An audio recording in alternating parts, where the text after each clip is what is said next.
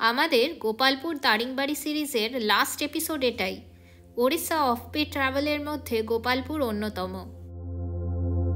দারিংবাড়িতে যে বৃষ্টি আর ঠান্ডা অনুভব করেছিলাম, গোপালপুরে এসে সেটার ঠিক বিপরীত। এখানে সমুদ্রের উচ্ছ্বাস আর হাওয়া আমাদের মন ভরিয়ে দিয়েছিল। বলা যায় ওড়িশার পুরীর মতোই টেম্পারেচার এখানে, কিংবা ওয়েদারটাও সেম। কিন্তু পুরীর মতো অত ভিড় কিংবা জাঁকজমক এখানে নেই। এখানে আছে সিম্পলিসিটি। আমরা যে হোটেলে ছিলাম তার সামনেই সি বিচ, একেবারে লাগোয়া।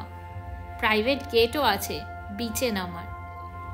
পুরীর মতো বিকেলবেলা এখানে মার্কেট বসে, কিন্তু সেরম জাঁকজমক কিংবা ভিড় এখানে হয় না। যেমন আগে বললাম, মার্কেট বসলেও রাত্রির 8টার মধ্যে সব বন্ধ হয়ে যায়। কোনো রকম ভিড় কিংবা আলো বিচের ধারে থাকে না। লোকজন গুটিকয় থাকে রাত্রিবেলা, মানে রাত্রির 8টায়। এই হলো আমাদের হোটেল। এটা একটা budget hotel. The best part of this hotel is বেডরুমে বেডে শুয়ে শুয়ে আমি সমুদ্র দেখতে পেতাম। সমুদ্রের ঢেউ তীরে আছড়ে পড়ছে আর সেই ভিউটা আমি শুয়ে শুয়ে দেখছি। সমুদ্রের গর্জন আমি শুনতে পাচ্ছি রাত্রেবেলা শুয়ে শুয়ে। এবার চলুন দেখে নিই গোপালপুরের লাইট হাউস। দূরে যেটা ঘুরছে ওটাই লাইট হাউস। এর কাছে রয়েছে hotel Kalinga, hotel sea pearl and hotel seaside bridge. যে হোটেলে আমরা ছিলাম সেটা হলো হোটেল সি সাইড ব্রিজ। দূরে ওই ব্লু কালারের হোটেল। এছাড়া এখানে মেফেয়ারের মতো হোটেলও আছে। সমুদ্রের ঢেউয়ের আওয়াজ আর দৃশ্য অনুভব করতে গেলে এই হোটেল তিনটে বেশ মনোরম। যদিও বাজেট হোটেল, কিন্তু এতে আমি কোনো প্রবলেম ফেস করিনি। যথেষ্ট পরিষ্কার ছিল সব কিছু। হোটেলের সামনেই এটা একটা ছোটোখাটো পার্কের মতো বলা যায়। সন্ধেবেলা কিংবা বিকেলবেলা এখানে একটু বেশি লোকের আগমন ঘটে।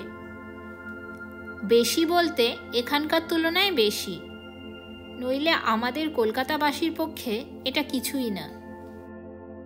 সূর্যাস্তের পর এখানে বসে সমুদ্রের গর্জন এবং ঢেউ উপভোগ করতে করতে মনটা যেন শান্ত হয়ে যায়।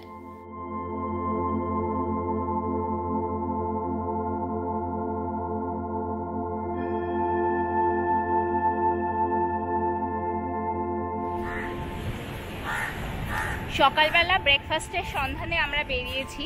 হোটেলেও করতে পারতাম, কিন্তু একটু ঘোরাও হবে, সেই জন্য আমরা বাইরে এসে করেছি ব্রেকফাস্ট। আর এখানে ছোটোখাটো অনেক দোকান রয়েছে, আর চায়ের দোকানও রয়েছে। মোস্ট প্রবাবলি এইটা হচ্ছে এখানকার চায়ের দোকানের মধ্যে এত ফ্রিকুয়েন্টলি চায়ের দোকান আমি গোপালপুরেই দেখলাম। এর আগে অন্যান্য জায়গাগুলোতে, মানে দারিংবাড়ি আর রম্ভাতে এত ফ্রিকুয়েন্ট চায়ের দোকান আমি পাইনি, which is very needed. So এটাই হলো আমাদের লাস্ট ডে আজকে এখানে, তাই এনজয় করে নিচ্ছি। এটা হলো আমাদের hotel, hotel seaside bridge. এছাড়া বাকি দুটো হোটেল যেগুলো সি ফেসিং একদম হয়, সেটা আমি আগেই বললাম, হোটেল কলিঙ্গ আর হোটেল সি পার্ল। এছাড়া আর যে হোটেল আছে এখানে যেমন মোটেল মারমেড লেখা আছে, এই হোটেলটাও আছে।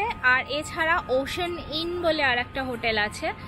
এখানে এই দুটো সি ফেসিং একদম, আমাদের জানলা খুললেই সমুদ্র দেখতে পাচ্ছি সেরম নয় হয়তো, কিন্তু ভালো বাজেট হোটেলের মধ্যে। এখানে আমরা যখন ট্যুর প্ল্যান করছিলাম, আমাদের হোটেল খুঁজতে খুব চাপ হয়েছিল, কারণ কোনো ইনফরমেশনই পাচ্ছিলাম না, কোনো ইউটিউব দেখে কিংবা কোথাও থেকে ইনফরমেশন পাওয়াটা খুব চাপ হয়ে গেছিলো। তো সেই জন্য আমি চেষ্টা করছি যতটা সম্ভব ইনফরমেশন এই রিলেটেড দিয়ে দেওয়া যায়।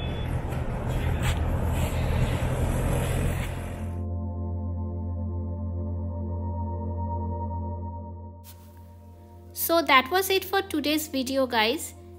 Hope গোপালপুর, দারিংবাড়ি আর রম্ভা রিলেটেড যতটা সম্ভব ইনফরমেশন মানে ট্রাভেল ইনফরমেশন আমি দিতে পেরেছি।